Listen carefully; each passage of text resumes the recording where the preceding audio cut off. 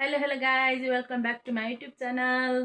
अनि तपाईँहरू सन्चै हुनुहुन्छ, म पनि सन्चै छु कि। अनि आज चाहिँ माघे सङ्क्रान्ति।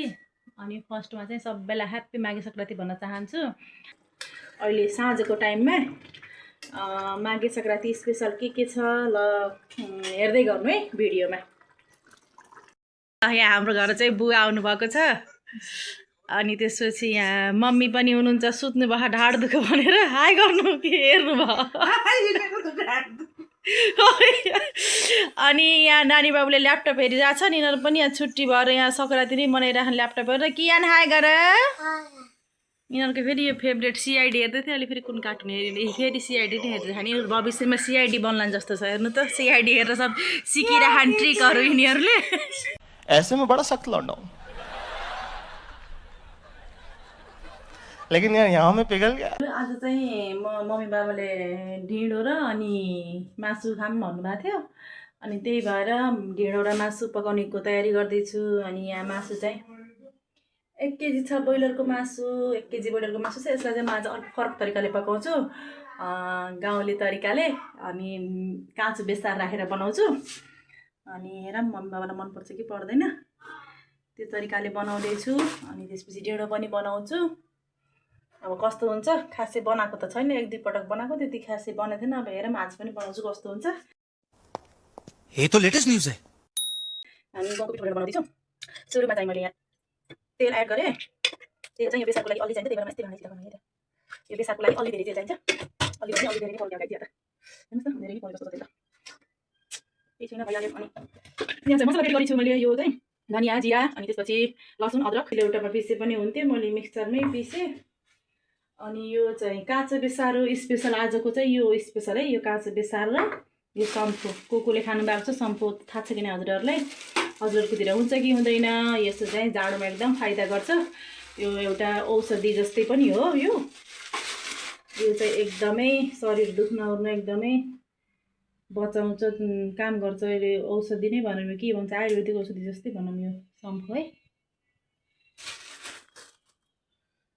यो चाहिँ प्याज काटेर रेडी गरेको छु। अब तेल चाहिँ एकदमै हाई फ्लेममा तातिसकेपछि चाहिँ हामीले यसमा यो काँचो बेसार एड गर्छौँ सुरुमै।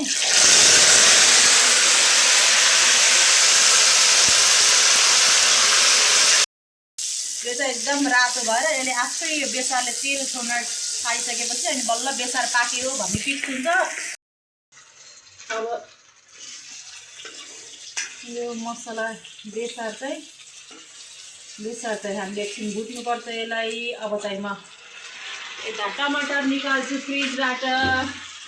भिडियो गर्ने आमा चाहिँ क्यामराम्यान चाहिँ मेरो छोरी छिन्। अनि यो चाहिँ हाम्रो आजको चाकु। अनि यो बच्चाहरूले खाएर आदि बनाइसकेछन्।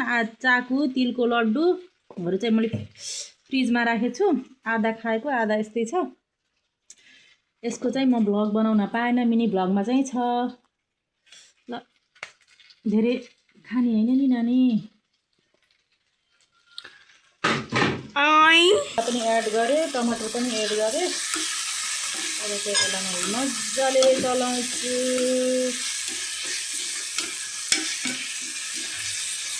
आजको यो हाम्रो चाहिँ के अरे सङ्क्रान्ति स्पेसल है गाइस। तपाईँहरूले के बनाउनु भयो? हाम्रो चाहिँ यही भयो, सिम्पल, धेरै तामझाम नगरिकन।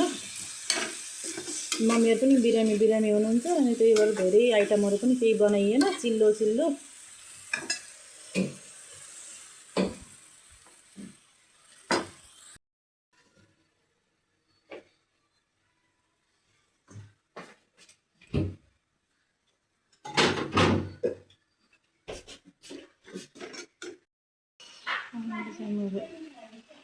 मासु एड गरेँ।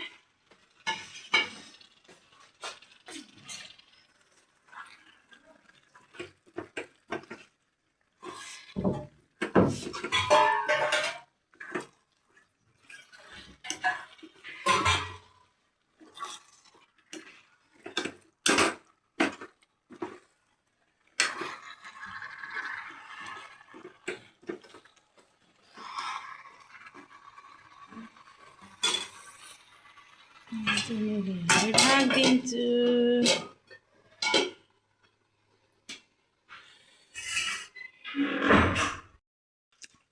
गरेको नानी चाकु खाएको चाकु तिम्रो फेभरेट हो चाकु अँ हो कसले बनाएको तपाईँले हो र सही पकडे हैं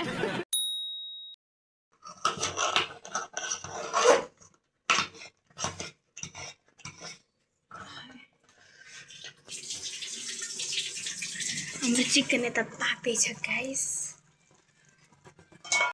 तर यो ढेँड हो कि त्यो यो फेरि यस्तो यस्तो भएको छ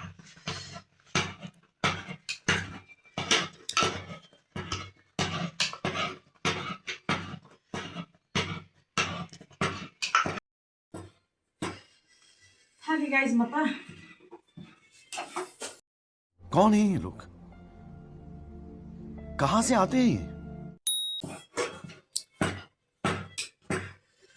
ओ माई गॉड अझै लम्स छ के अरे यो लम्स भन्नेखेरि डल्लाहरू छ बनाउनु त बन्यो कि साथीहरू मोडलहरू त भ्या तर त्यति मजाको चाहिँ बने छैन है मलाई आफैलाई चित्त बुझेको छैन अब बात तो सही है दौड़ना तो पड़ता है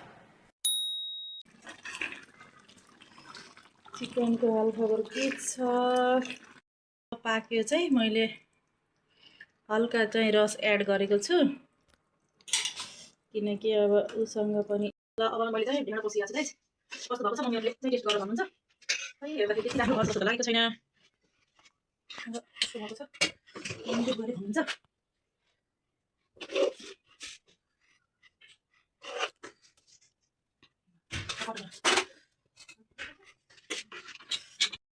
ल यो चाहिँ मासुको ग्रेभी ग्रेभी त के भनौँ र रसै भनौँ है साथीहरू रस हो बुवालाई चाहिँ मासु धेरै त्यति खाना हुन्न त्यही भएर मैले बुवालाई कम मासु दिएको छु यो चाहिँ मम्मीको लागि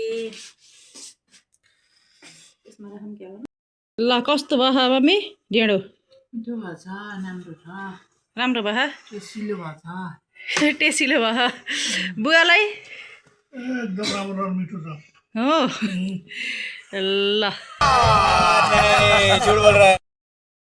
ल नानी कस्तो छ मासु भात मिठो ओ ल ल सबैले ह्याप्पी माघे सङ्क्रान्ति भनिदिनु त ल एकै फेर ह्याप्पी माघे सङ्क्रान्ति तिमीले पनि भनिदियो तिमीले माम खान्ने हो यिनी त खालि दिनभरि सिआइडी हेर्छ नि यिनी भविष्यको सिआइडी अफिसर हुनु है यिनी सिआइडी अफिसर के दया कि अभिजित और 50 रुपया कट ओवर एक्टिंग के वजह से